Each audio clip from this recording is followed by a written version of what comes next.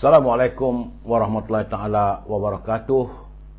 Salam bahagia, salam pencerahan untuk teman-teman yang berkesempatan bersama dengan saya.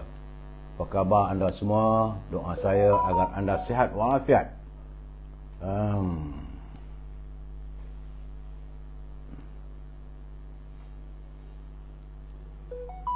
Apa khabar Saudara Syah Ibrahim?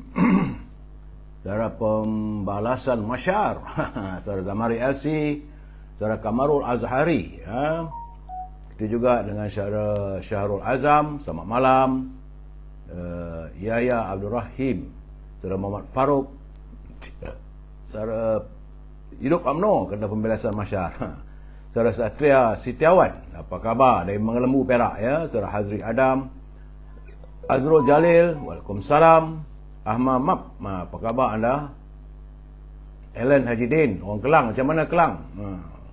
Itu juga dengan Puan Rahani Hamzah, Puan Hasnah Jaafar, Tuan Haji Azhar Abdul Manap, apa khabar? Salam bahagia. Saudara Fakri Sani, Saudara Muhammad Johari, Saudara Puan Syarifah Hafifah dari Pasir Gudang, begitu juga Puan Fatimah MB, Raja Kamal, Raja Baizan, apa khabarku? Mudah sihat, ya. Begitu juga dengan Saudara SG Tan, Rozah Saleh, Muhammad Ruslan. Jangan lupa saudara like and share juga di Instagram. Kalau maklum sajalah dalam keadaan sekarang ni Jcom ada tengah nak mengerjakan, ya Tuan Abdul Rahman, Tuan Ismail daripada Besut Terengganu, Puan Rohani Nordin, Puan Hamidah Kamat. Terima kasih. Saudara Syarifuddin Syahari, Saudara Yaumah Waras, Saudara Azrul Imirina, Saudara Azrul Aidi, Saudara Syahmi Ahmad, Saudara Muhammad Syahril. Ini teman kita di Instagram. Begitu juga Saudara Jaka Linglung dari Penang, Saudara Kamal Zaman Johan, Saudara Pak Chu daripada Langkap Perak, Saudara Ramli Din, Jesselin Selin, apa khabar? Khabar baik. Abdullah Yahya. Tidak lupa juga Saudara Filyah, terima kasih. Saudara Mariah Din, Ating, Saudara Baru Hisham, Cik Ros, Madam K, Muhammad Syaril Adam, teman di Instagram. Mungkin salam pada semua. Meriah dan Saudara Luz Nazar, Saudara Muhammad Syamsuddin Abdullah, Zainuddin Yasin daripada Putatan Sabah. Itu juga dengan Saudara Wanlah, apa khabar? Saudara Muhammad Razi, Rusmini daripada Pontian Johor, Saudara Ahmad Map, terima kasih. Saudara Fazil Yub, Muhammad Rozi Muhammad, Seromban Clear, terima kasih. Saudara Zamri Abdullah, Puan Hajah Zaleha Abu Bakar. Itu juga dengan Ujang Min, Filyah BN tetap di hati, Saudara Haji Makmur, Saudara Azizam, Ramlan, Saudara Muhammad Amin, dan Puan Syarifah Hafifah di Instagram. Jangan lupa saudara, Instagram pun saya minta lah like, share dan subscribe. Bila tengok lambang hati itu muncul, besar hati saya, Saudara Oping. Begitu juga Saudara Osman Saleh, Saudara Zakaria Hashim, apa khabar? Saya tak dapat nak baca lah Saudara Zakaria tentang full statement of the Bar Council. Saudara Longdin, Saudara Zakzo, Saudara Mat Roslan, Muhammad Basri, Saudara Ismail, dan teman-teman yang tak sempat saya santuni.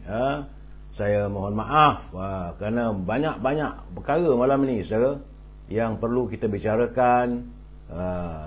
Keadaan suasana semakin panas, saudara.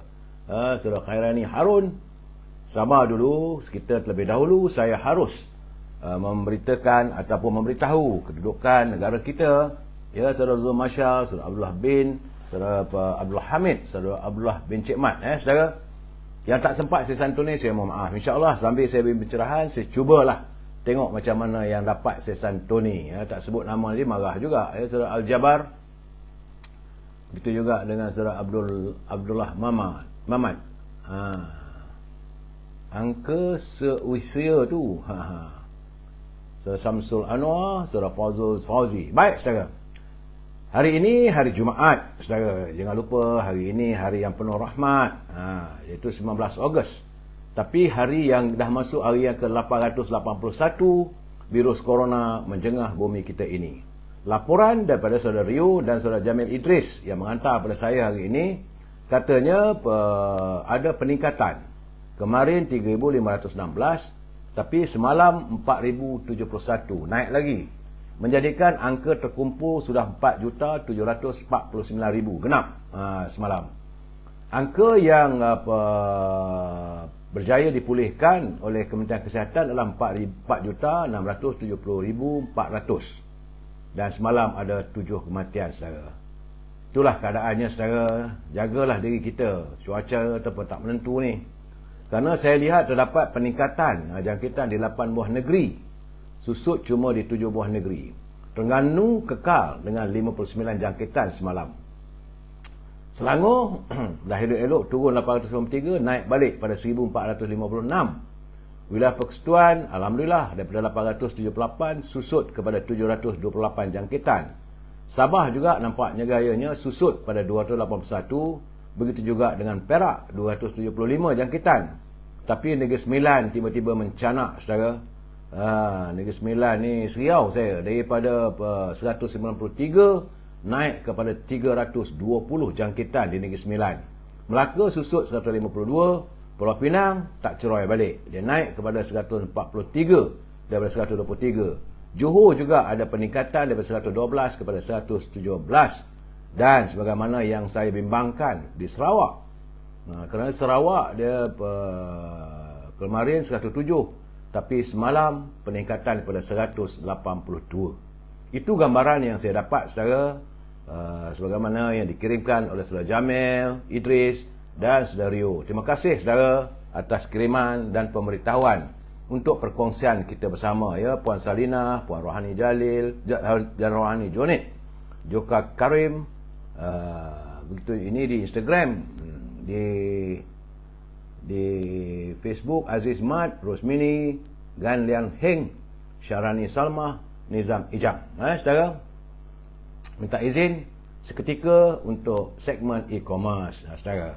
Jangan lupa like and share dan subscribe saudara di Facebook ataupun di Instagram saudara.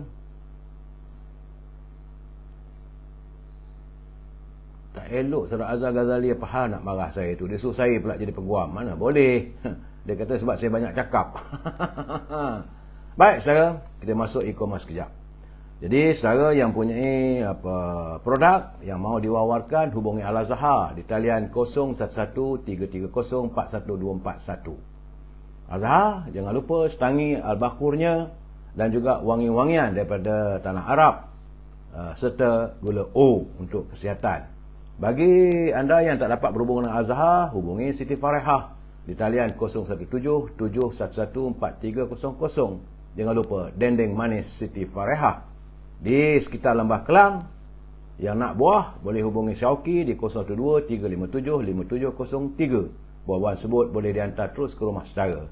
Dan akhirnya, makanan kegemaran saya sambil melabun itu popiah sira Lady Maria. Rasanya pedas, rangup dan manis. Hubungilah saudara Nizam di talian 0194351203. Itu sahaja e-commerce hari ini. Baik saudara, kita masuk Puan Zainab, Lobai Zamri, Habizial Yahya, saudara Fairos, Rima Melati, saudara Fuad Abdul Rahman, apa khabar? Orang Subang Jaya, saudara Abdul Majid.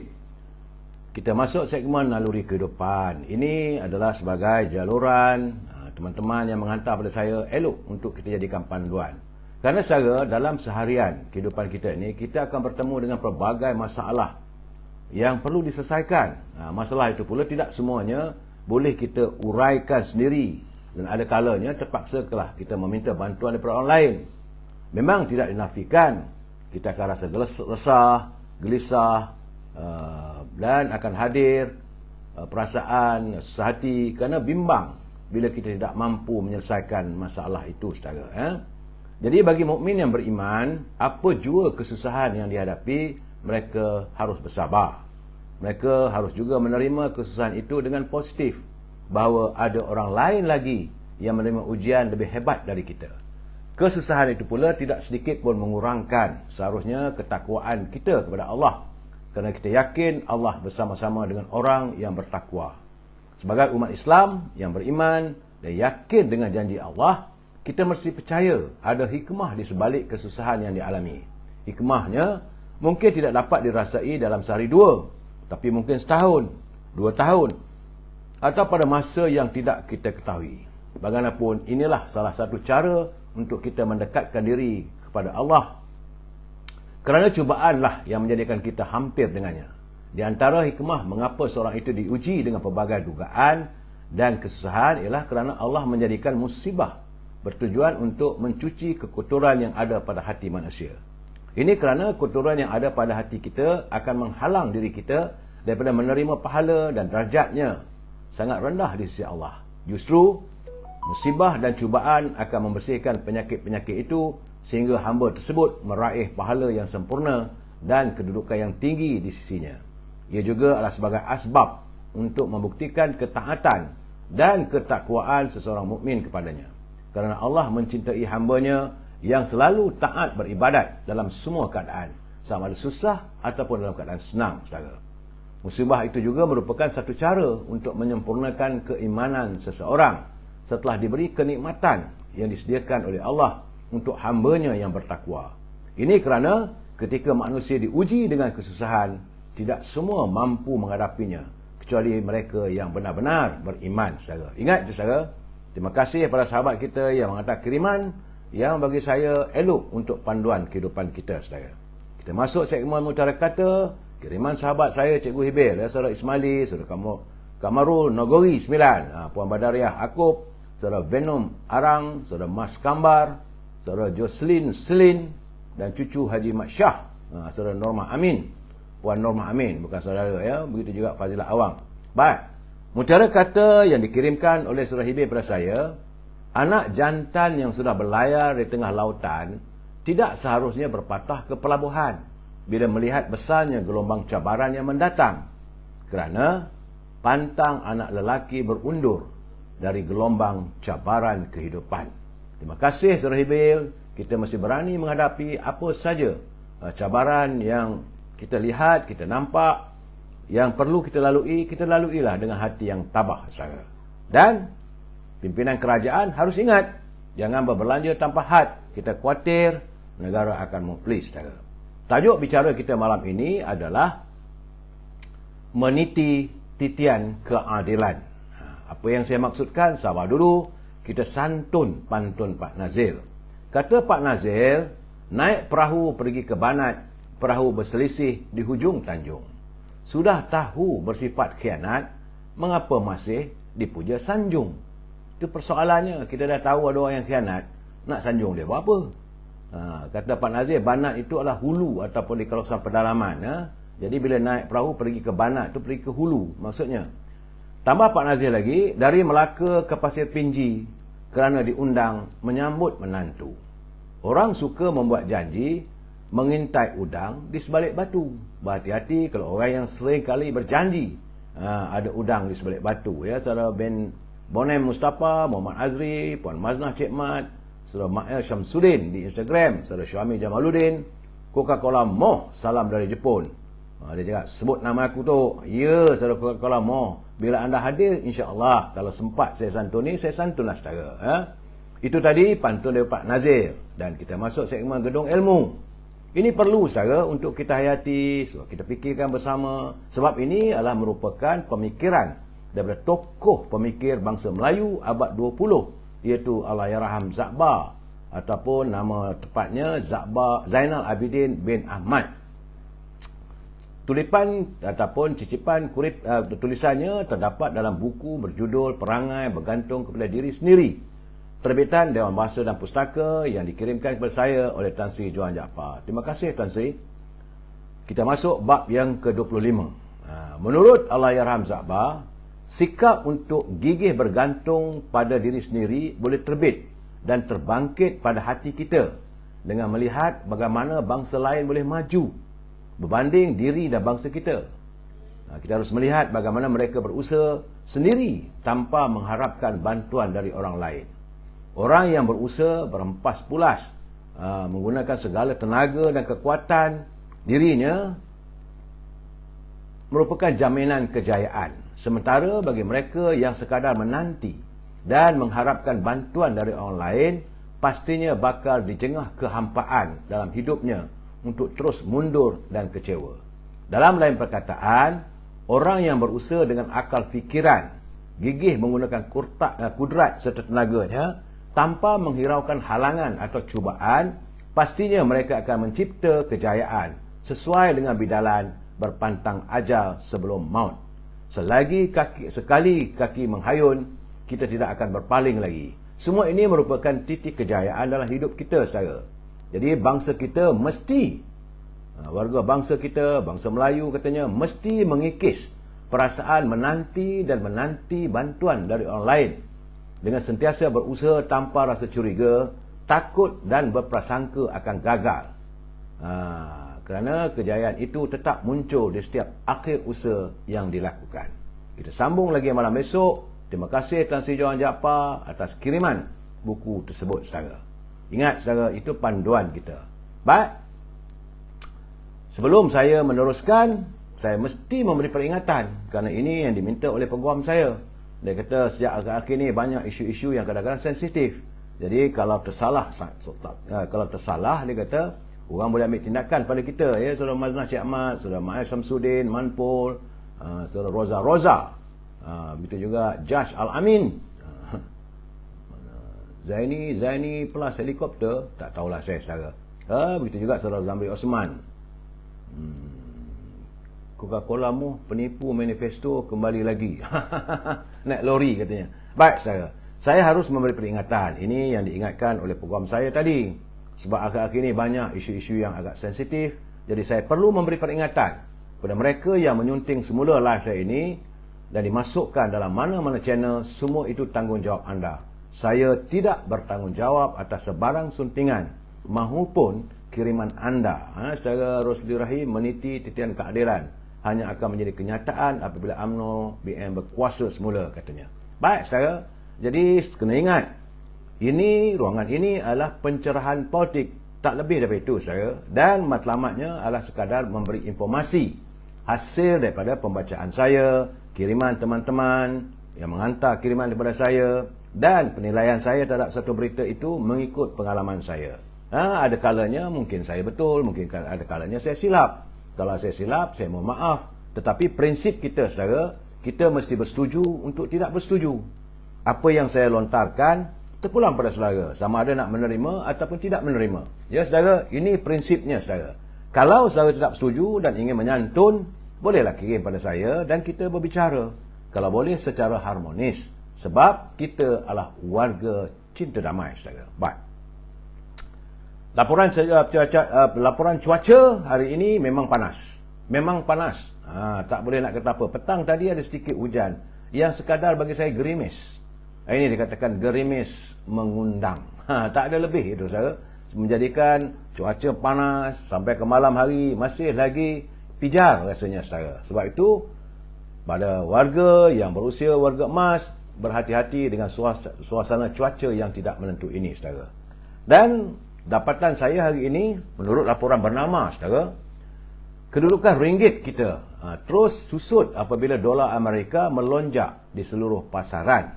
Jadi menurut laporan tersebut, ringgit ditutup rendah dan terjejas oleh pengukuhan berterusan dolar Amerika Syarikat susulan pengeluaran minit mesyuarat Rizab Persekutuan AS Fed yang membayangkan bahawa bank pusat itu akan terus menaikkan kadar faedahnya. Jadi keadaan begini, saya rasa hari ini hari Jumaat, kalau naik lagi tak tahulah. Pada jam 5-6 petang tadi, unit tempatan ditutup pada RM4.47.6 bagi $1 Amerika. Berbanding paras dolar Amerika dari paras 4.47 masa penutupnya Khamis semalam, ya, saudara. Jadi ringgit mencatat aliran menurun selama 5 hari berturut-turut. Ringgit kita ni tambah susut. Jadi sebab itu menurut seorang peniaga, dia kata dolar Amerika melonjak di seluruh pasaran dengan indeks dolar AS meningkat kira-kira 0.4% menjadi kepada 107.86 mata.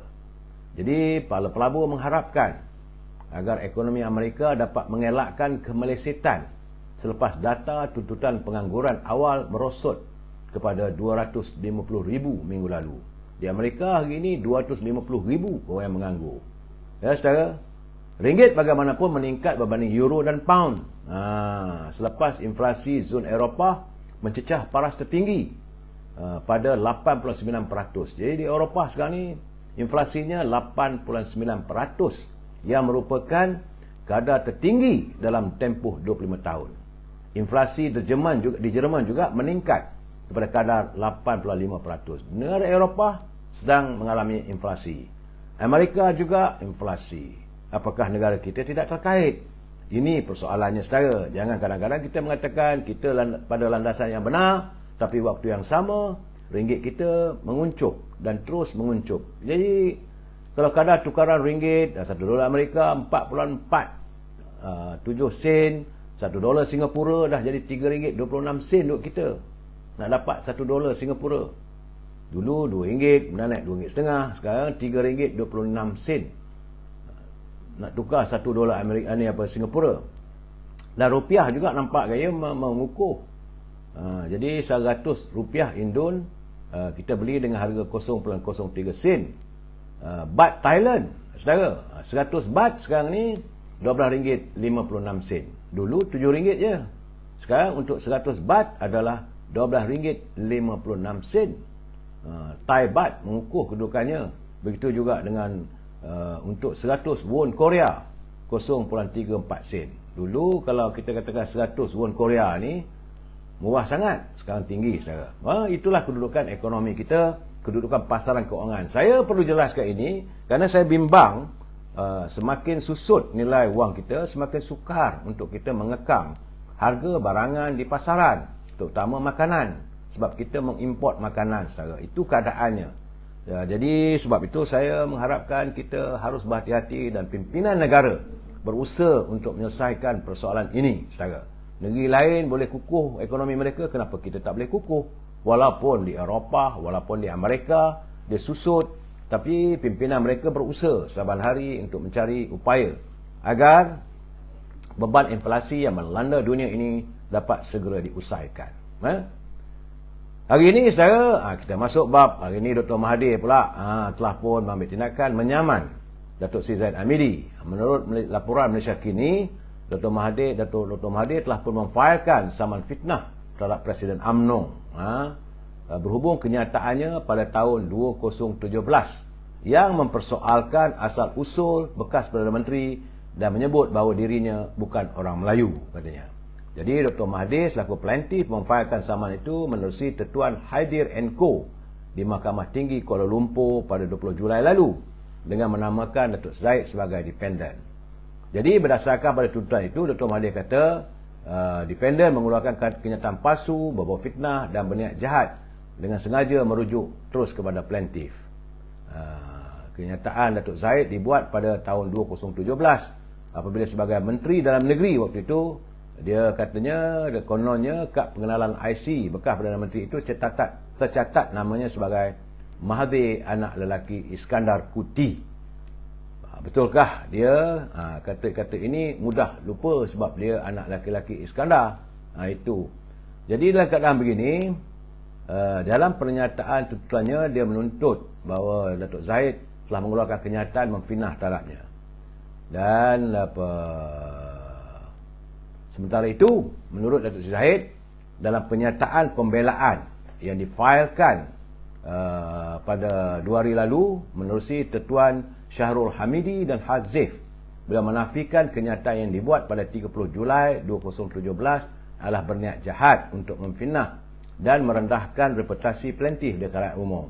Dakwa Presiden UMNO itu, nama Mahathir anak lelaki Iskandar Kuti, merujuk kepada seorang individu berdasarkan maklumat dalam salinan kad pengenalan yang lama. Selain mendakwa, beliau juga tidak mempunyai kawalan ke atas sebarang penerbitan video berhubung kenyataannya di platform media. Jadi, Peguam Myo Nur Haidir Syahami yang mewakili Dr. Mahathir ketika dihubungi bernama memaklumkan prosiding di hadapan Timbalan Pendaftar Nur Afidah Idris secara e-review apabila mahkamah menetapkan 13 September ini untuk pengurusan kes selanjutnya. Itu keadaan, saudara.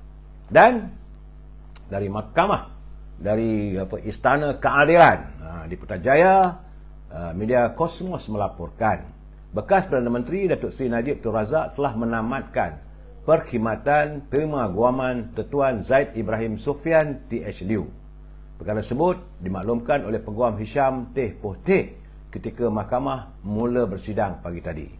Pada ketika itu, hanya Peguam Hisham Teh Pohteh dan 2 peguam dipercayai daripada firmanya, iaitu Tuan Hisham Teh, berada dalam mahkamah. 2 peguam dari ZIST, Liu Teck Huat dan Rubin Mativaranam tidak kelihatan. Guaman daripada peguam-peguam daripada syarikat Datuk Zaid tak ada. Secara 25 Julai lalu, Datuk Najib melalui sebuah surat telah menamatkan perkhidmatan firma guaman Tuan Shafie & Co. Dan kemudian dia melantik firma Tuan Zaid Ibrahim bagi menggantikan Tuan Shafie & Co. Manakala saudara Yang Arif Hisham dilantik bagi menggantikan Peguam Tan Sri Muhammad Shafie Abdullah. Saudara, jadi bila benda ni terjadi pagi tadi, kita dengar kenyataan Datuk Zaid Ibrahim.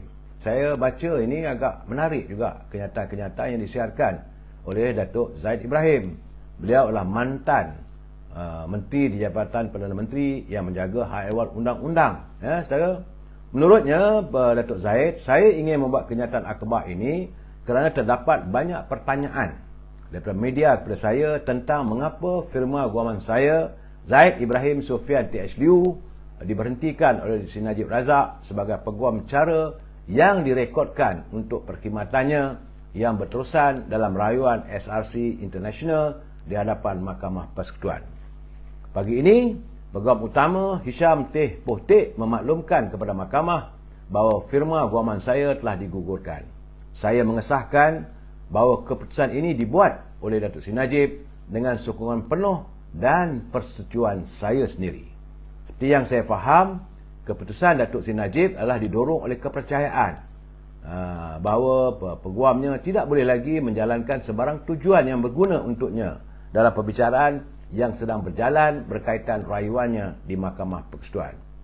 Datuk Seri Najib percaya, ini kenyataan daripada Datuk Zaid, dengan andaian lazim hakim berkenaan, penyusunan semula pasukan guamannya menjelang akhir bulan lalu adalah sebahagian daripada muslihat taktikal dan muslihat untuk menyekat serta menghalang prosiding bagi mengelak atau menangguhkan penghakiman akhir dan hukuman yang akan dijatuhkan ke atasnya atau atas sebab politik.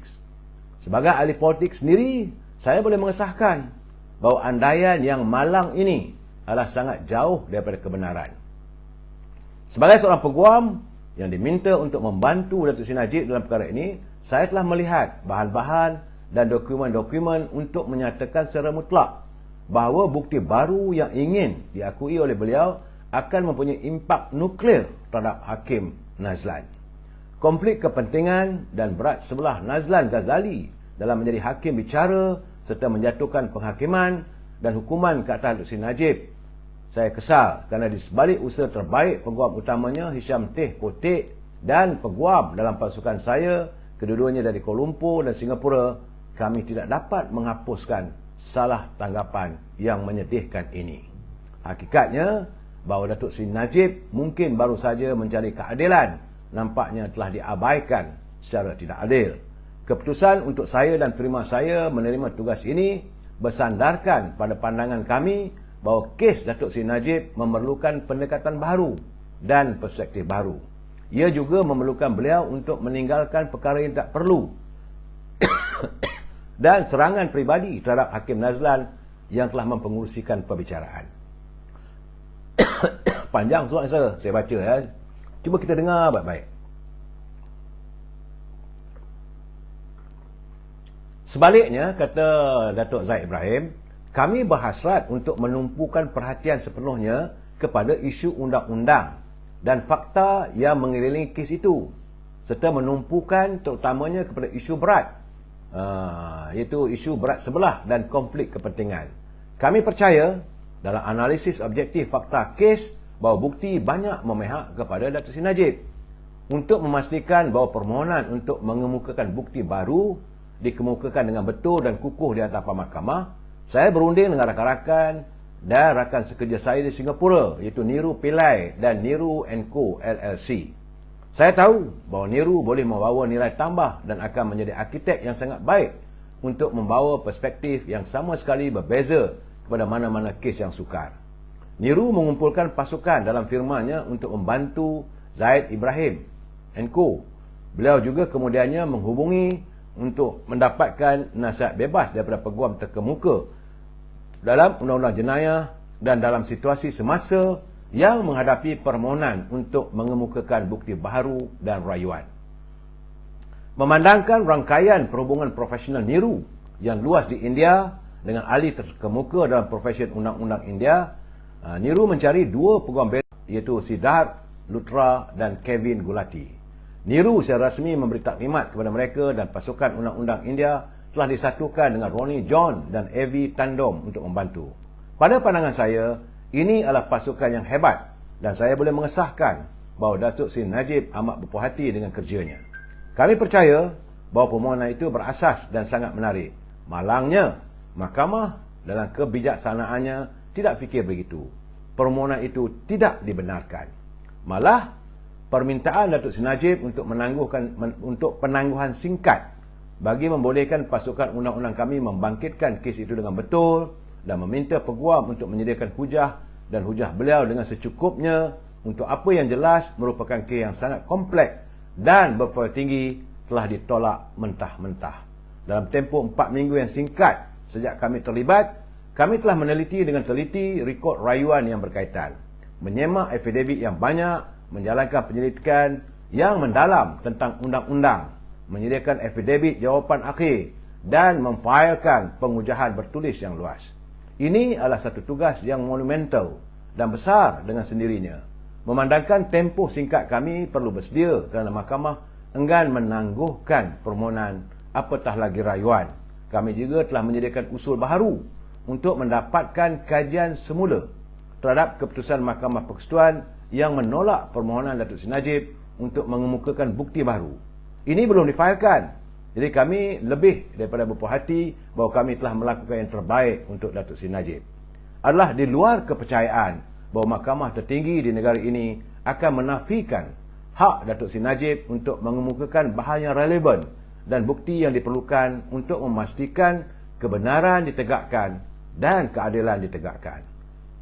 Permohonan adalah untuk menunjukkan betapa ketaranya konflik kepentingan di pihak Hakim Nazlan. Pada pandangan saya, Hakim Nazlan jelas katanya berat sebelah. Dia tidak boleh menjadi hakim bicara dalam perkara asasi. Jelaslah kepada kita bahawa halangan yang dialami oleh Datuk Seri Najib adalah ketidakadilan yang besar yang timbul daripada kesilapan undang-undang yang nyata dan sudah tentu menjejaskan semua usaha untuk mengejar hak perlembagaan yang beliau berhak. Kami mengiktiraf dan menerima bahawa Datuk Seri Najib berada pada titik kritikal dalam garis masa undang-undang kes SRC beliau. Dan dengan kebebasan beliau dipertaruhkan, kami menerima dengan baik keputusan beliau untuk melepaskan kami. Kami memahami dengan baik bahawa dia mesti melakukan yang terbaik untuk dirinya sendiri. Saya tetap dengan kenyataan saya sebelum ini bahawa firma saya tidak akan sekali-kali meninggalkan Datuk Seri Najib sebagai pelanggan kami atau mana-mana pelanggan lain. Itu bukan budaya maupun tradisi kita. Walau bagaimanapun, keperluan keadaan dan situasi luar biasa semasa mendorong kami untuk mengambil berat tentang keperluan pelanggan. Keperluan pelanggan adalah yang paling utama. Saya doakan yang terbaik buat Datuk Seri Najib. Saya akan sentiasa berada di sana untuk membantunya dalam apa jua keadaan sebagai peguam dan kawan. Beliau pernah berada jadi menteri zaman Pak Lah dulu. Jadi sama-sama menteri. Jadi bersahabat. Saya telah belajar banyak perkara sejak beberapa minggu lepas, kata Datuk Zaid Ibrahim. Sebagai contoh, saya tidak tahu bahawa peguam dalam kes jenayah mesti mendapat kebenaran daripada mahkamah untuk melepaskan diri mereka. Yang saya percaya adalah ia undang-undang baru yang mengejutkan. Saya juga tidak setuju bahawa ketidakfleksibelan dan ketegaran adalah ramuan penting keadilan. Saya sentiasa berfikir bahan utama keadilan ialah keadilan, kewajaran dan belas kasihan, dan ini lebih diutamakan daripada kecekapan pentadbiran. Secara peribadi, saya mengetahui siapa kawan sebenar saya. Hakim Bersara Mahathir Shankar mempunyai kedudukan yang sangat tinggi di kalangan mereka. Dan saya berterima kasih kepadanya atas nasihat baiknya kepada saya sejak kebelakangan ini. Walau bagaimanapun, Bukan mereka yang mencemarkan watak saya, kerana saya kadang-kadang terlibat dalam mengambil kes yang tidak popular. Namun begitu, saya akan sentiasa bertekad untuk tidak goyah dari kepercayaan trust saya. Saya akan sentiasa berjuang untuk keadilan, sama ada untuk manusia biasa atau untuk raja. Dengan berbuat demikian, saya juga ingin memastikan bahawa keadilan bukan sahaja dilakukan, tapi juga dilihat akan dilaksanakan. Tiada siapa yang boleh menghalang saya daripada mengejar apa yang saya yakini benar-benar dalam hati dan fikiran saya. Undang-undang telah menjadi minat saya, dan membantu orang lain adalah keutamaan saya. Saya berhasrat untuk kekal bertenang dan jalan terus. Itu kata Saudara Zaid Ibrahim. Ini saudara hayatilah kekecewaan yang diluahkan oleh Tuan Zaid. Beliau sebagai peguam dan beliau juga sebagai mantan menteri saya. Jadi sebab itu saya juga melihat bahawa Suruhanjaya Siasatan Diraja dicadangkan supaya ditubuhkan bagi menyiasat pelbagai tuduhan terhadap sistem kehakiman negara sepanjang tempoh 20 tahun. Kerana Peguam Kanan Datuk Seri Jahaberdin Muhammad Yunus, beliau berpandangan siasatan yang dijalankan oleh RCI itu mampu membetulkan semula persepsi kononnya sistem kehakiman negara adalah tidak bebas. Jadi sekarang ni orang dah mula mempertikaikan. Jadi katanya yang terbaik wujudkan RCI. Jadi untuk memulihkan semula kepercayaan, hakim-hakim juga perlu bebas daripada rasa takut, daripada sebarang ugutan, serta campur tangan termasuk daripada pihak kerajaan. Sehingga kini, kata Jahadin, saya lihat tidak ada satu pun badan Suruhanjaya atau RCI. Jadi tubuhkan satu badan Suruhanjaya untuk mengkaji pelbagai tuduhan yang pernah dibuat sepanjang 20 tahun. Ya, saya merujuk secara khususnya sebagai contoh selepas Datuk Seri Anwar Ibrahim mendapat pengampunan diraja, selepas Datuk Seri Anwar Ibrahim mendapat pengampunan diraja, beliau ada membuat kenyataan-kenyataan yang memberikan gambaran tertentu kepada sistem kehakiman. Begitu juga kita ingat ada seorang bekas hakim yang pernah membuat satu affidavit yang juga memberi gambaran yang tidak begitu sihat terhadap kehakiman. Jadi semua ini belum diselesaikan lagi. Itu katanya kepada Esro Awani. Saudara, dalam keadaan begini, sewajarnya lah RCI diwujudkan. Itu cadangan, bukan tangan saya, orang peguam. Saudara, berbalik kepada kisah Datuk Najib, hari ini pendakwa dalam kes SRC International telah pun selesai berhujah di Mahkamah Persekutuan. Dalam hujah pendakwaan ad hoc, V. Sita Marwan menyentuh bagaimana SRC ditubuhkan dan memperoleh keminjaman 4 bilion dari kumpulan wang persaraan KWAP. Jadi katanya sejumlah besar wang itu 3.6 bilion dihantar ke bank BSI di Lugano, Switzerland pada tahun 2012, manakala baki 42 juta dimasukkan ke akaun Datuk Najib antara tahun 2014 hingga 2015. Pendakwaan memberitahu mahkamah 42 bilion itu digunakan oleh perayu untuk manfaat peribadi dan tujuan politiknya. 42 bilion? Saya tak tahulah, ini laporannya saya. Mereka berhujah. Jadi 42 juta, bukan bilion. 42 juta itu dialirkan melalui dua entiti, iaitu Gandengan Mentari Sdn Bhd dan Ihsan Perdana Sdn Bhd sebelum masuk ke akaun Datuk Seri Najib. Seri Najib memohon mengenepikan sabitan dan hukuman terhadapnya kerana salah guna kuasa, pengubahan wang haram dan pecah amanah jenayah melibatkan 42 juta dana SRC yang memasuki akaun banknya. Saudara. Jadi Mahkamah Rayuan pada 8 Disember lalu mengekalkan sabitan.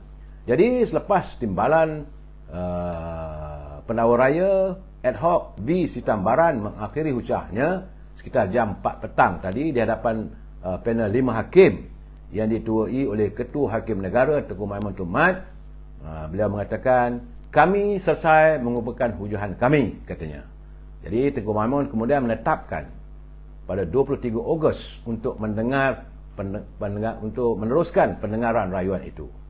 Ketika ini Peguam Utama Datuk Seri Najib, Saudara Hisham Teh berdiri dan berkata, saya tidak akan membuat sebarang pengujahan. Jadi Hakim Tengku Maimun kata, bukan secara lisan pun. Hisham kata bukan secara lisan, saya bercakap. Jadi kata Tengku Maimun, tak mengapa, kami akan tunggu pada hari Selasa dan kita tengok macam mana. kamu ada 3 hari, iaitu Sabtu, Ahad dan Isnin. Jangan beritahu kami bahawa kamu tidak bersedia untuk berhujah bagi mana-mana 94 alasan dalam petisyen rayuan. Tak mengapa, jika tidak bersedia untuk memfailkan hujahan bertulis, boleh berhujah secara lisan. Kata Ketua Hakim, Peguam Hisham, dia kata, saya tidak akan membuat hujahan. Jadi kata Tengku Abdul Maimun, terpulanglah pada kamu. Dalam rekod, kamu adalah peguam.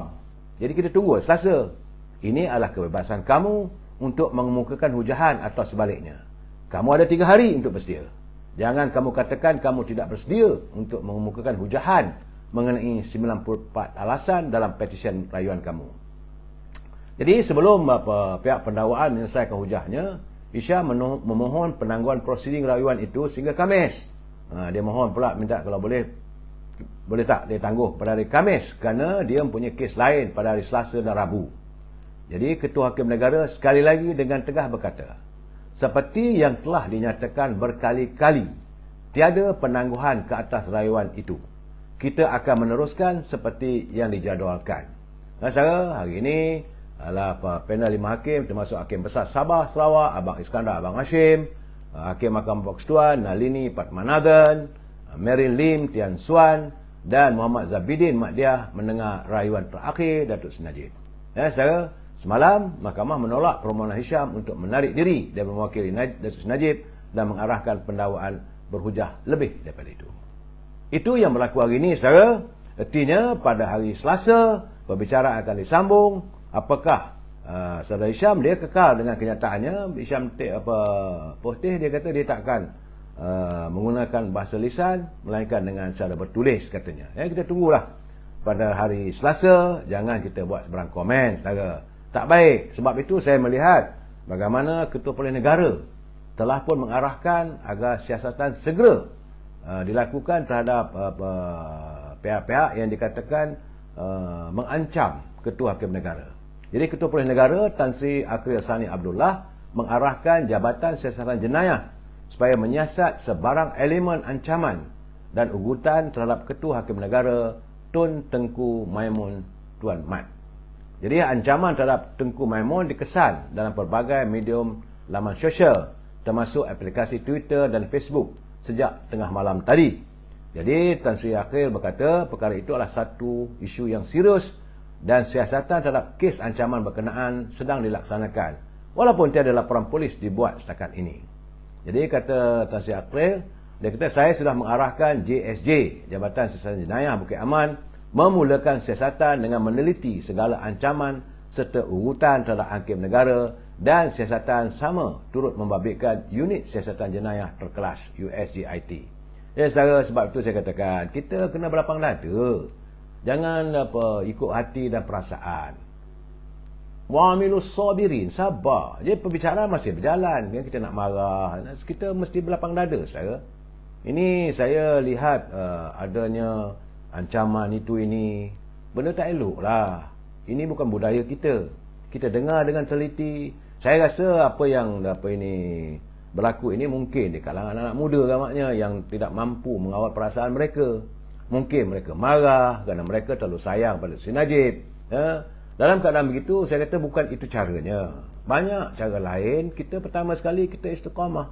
Kita berdoa pada Allah SWT agar dipermudahkan perbicaraan tersebut. Bukan dengan melakukan ugutan. Soal apa yang ditetapkan oleh undang-undang, itu undang-undang dunia. Saudara, yakinlah saudara. Saya yakin. Amat yakin bahawa ketetapan Allah SWT itu mengatasi segala-galanya. Jadi sebab itu jangan ambil tindakan pada diri kita sendiri, saudara. Dalam waktu yang sama, kita tengok bahawa polis mengesahkan ada menerima laporan terhadap Ketua Hakim Negara Tun Tengku Maimun berhubung tentang integriti beliau sebagai pengerusi panel rayuan akhir kes penyelewengan dana 40 juta milik SRC yang dihadapi oleh Seri Najib.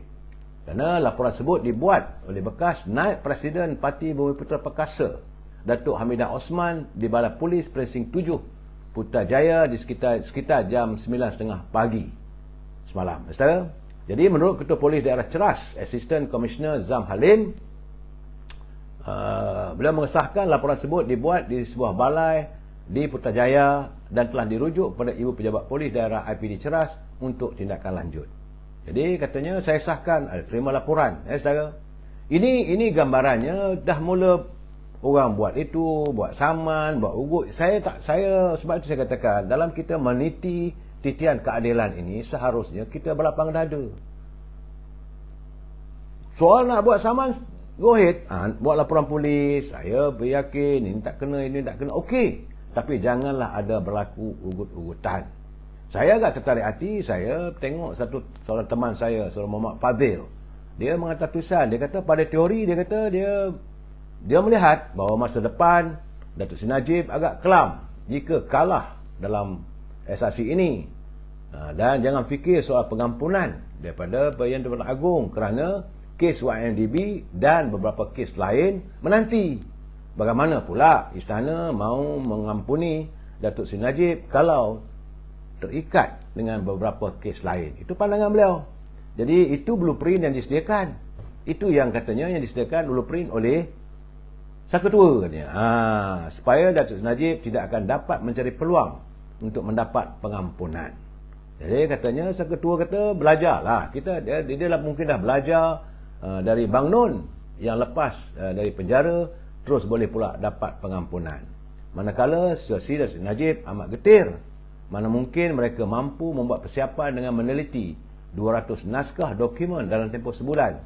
Jadi katanya kita ambil SPM nak study 20 naskah buku dalam 2 tahun. Mestilah ramai yang gagal katanya. Sebab itu katanya betul lah kata peguam Datuk Zaid Ibrahim, peguam yang turun dari langit pun tak mampu buat apa-apa. Kerana bila mahkamah tidak mahu menambah 3 bulan lagi masa untuk peguam bela membuat persiapan. Segala-galanya cantik, yang agak licik. Tapi mereka kata Surah Fadil, dia kata kemudian UMNO BN akan jatuh kerana perpecahan semakin melebar. Kecualilah Datuk Ismail Sabri ada master plan untuk backup. Tapi itu pun belum cukup kuat untuk memulihkan keadaan. Ya, kerana sebenarnya ramai merasakan bahawa Sang Ketua telah memansang banyak periuk api dalam UMNO dan menanti siapa yang mula-mula terpijak. Malah kehilangan Datuk Seri Najib akan menjadi satu bala besar buat UMNO BN kerana pengaruh beliau ketika ini lebih kuat berbanding semasa jadi Perdana Menteri yang ke-6 dulu. Namun begitu, bergantunglah bagaimana Datuk Seri Najib berinteraksi setelah kekalahan SRC. Adakah beliau masih mahu bersama UMNO atau tawar untuk dan mendiamkan diri? Ya, saudara. Tapi sejauh mana benarnya teori ini terpulanglah pada situasi. Mungkin kita terlepas pandang usaha-usaha yang sedang dijalankan oleh Datuk Zahid Hamidi dan teman-teman dalam Majlis Tinggi. Walaupun tipis, siapa tahu. Kerana sejauh mana teori manusia ini tidak akan sama dengan perancangan Allah. Allah adalah Al-Muqadim, yang maha mendahulukan sesuatu. Dan Allah Mu'akhir, yang maha mengakhirkan sesuatu. Tidak ada sesembahan yang berhak untuk disembah melainkan Allah.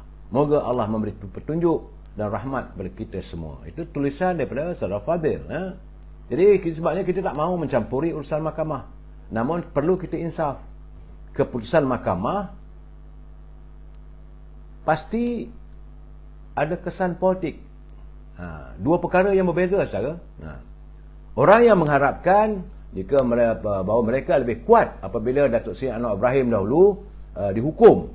Jadi hasilnya tak seperti yang diharapkan. Jadi kalau kita melihat latar belakang dulu. Jadi orang mengharapkan, mereka rasa bahawa apabila Datuk Seri Anwar Ibrahim dihukum, dulu hasilnya tentulah beliau tidak mahu mati karier politiknya. Tapi orang yang mengharapkan akan menjadi lebih kuat, itu ternyata mereka gagal dan Datuk Seri Anwar Ibrahim menjadi lebih hebat selepas beliau disumbat dalam penjara. Begitu juga dengan Datuk Seri Najib. Ya, mungkin dihukum, sepatutnya mereka berfikir berkali-kali. Memang tidak dinafikan bahawa Datuk Seri Najib Tun Razak musuhnya ada di mana-mana.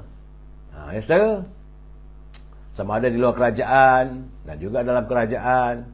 Jadi dalam keadaan sekarang ini kita tunggu. Sebab mahkamah mendengar dan melihat segala pembentangan fakta kes. Politik mengenai perasaan dan emosi di luar skop kerja para hakim. Ini soal politik, soal emosi itu di luar perasaan hakim. Jadi sebab itu kita mengharapkan agar perbicaraan ini berjalan. Cuma kalau mereka mengharapkan bahawa dengan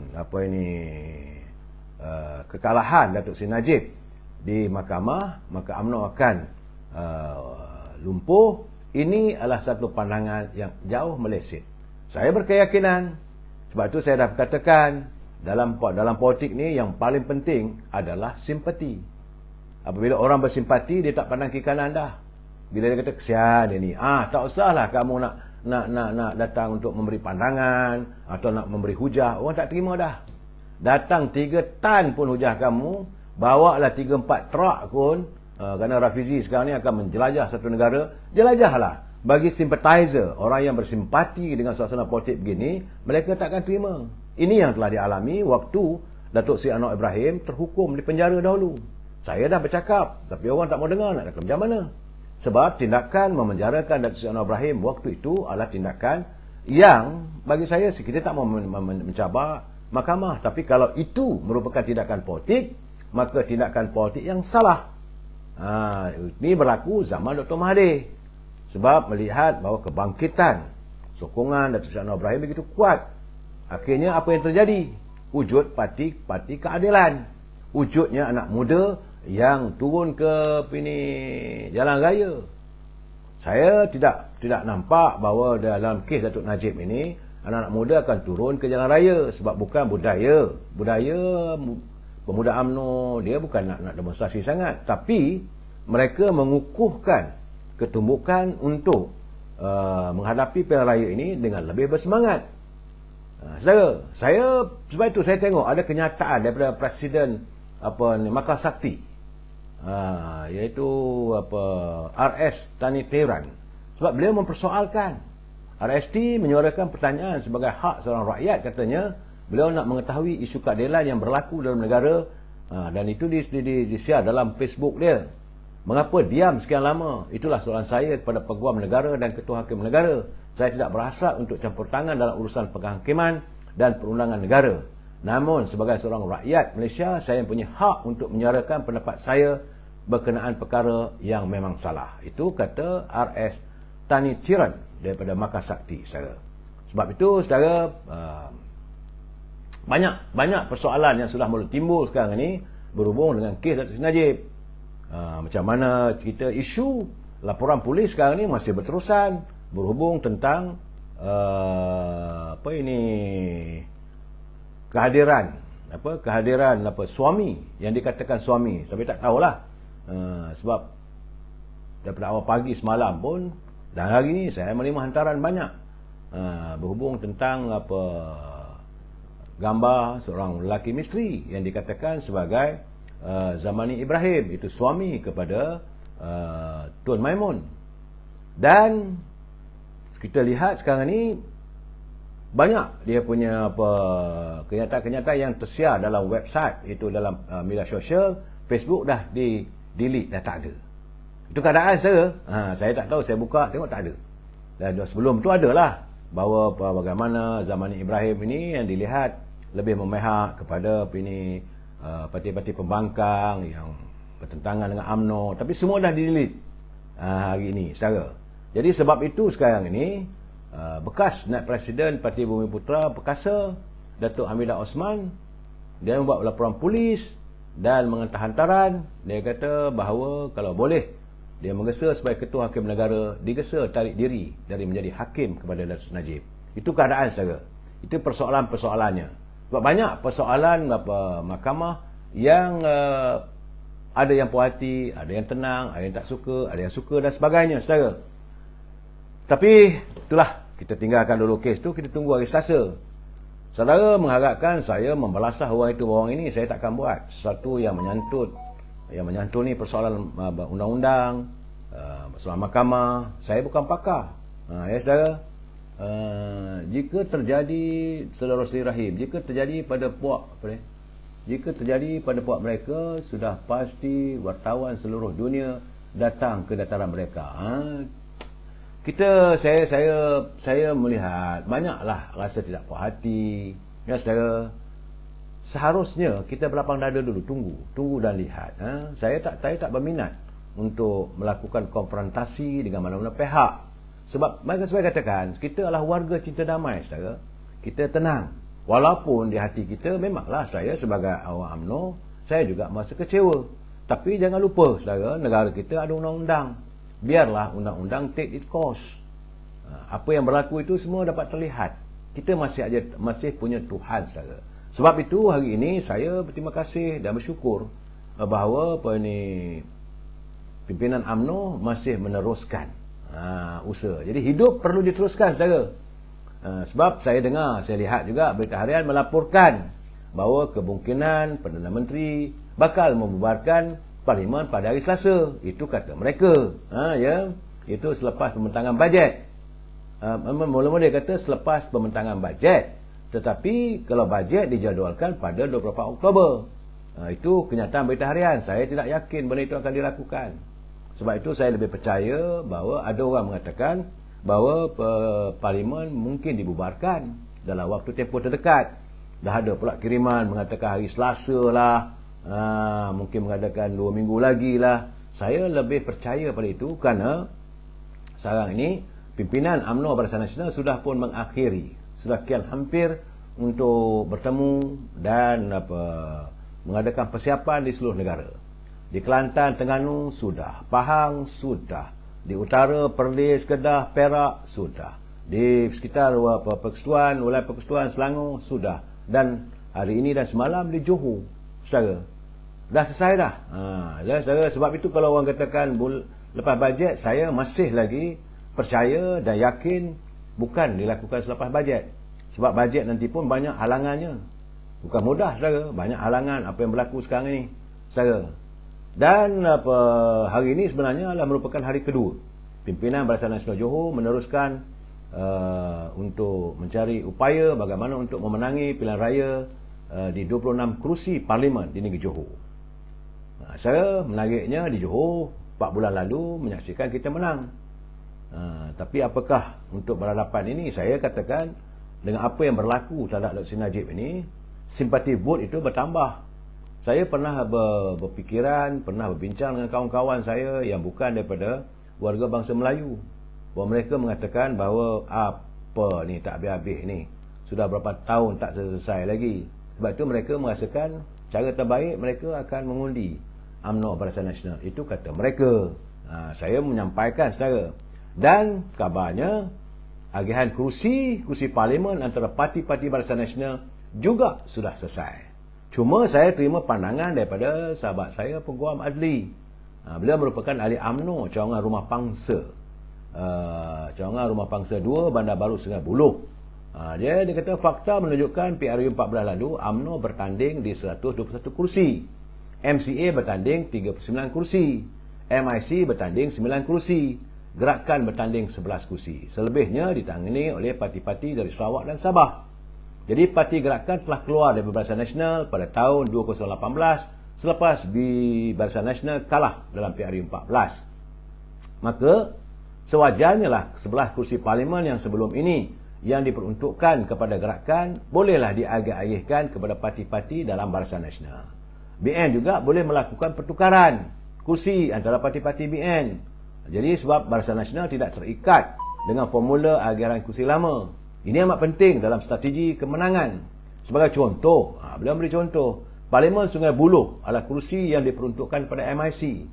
Kali terakhir MIC menang di Sungai Buloh adalah pada tahun 2004. Data pengundi SBR terkini menunjukkan 64% pemilih di kawasan Parlimen ini adalah pemilih Melayu. Oleh itu, UMNO Sungai Buloh wajar diberi kesempatan untuk bertanding di Parlimen Sungai Buloh dalam pilihan raya yang ke-15. Jadi sebab itulah kepimpinan tertinggi Barisan Nasional wajar mempertimbangkan permintaan UMNO Sungai Buloh. Itu keadaan sekarang, saudara. Jadi saya melihat dalam apa keadaan pun, Banyak orang merasakan pilihan raya ini perlu disegerakan. Saya bersimpati jugalah dengan Presiden, dengan Perdana Menteri. Lunyai kalau tengokkan dalam kiriman macam mana saya orang duk menzahirkan bahawa mereka menyalahkan Yang Amat Perdana Menteri melewat-lewatkan pilihan raya hingga menimbulkan banyak isu.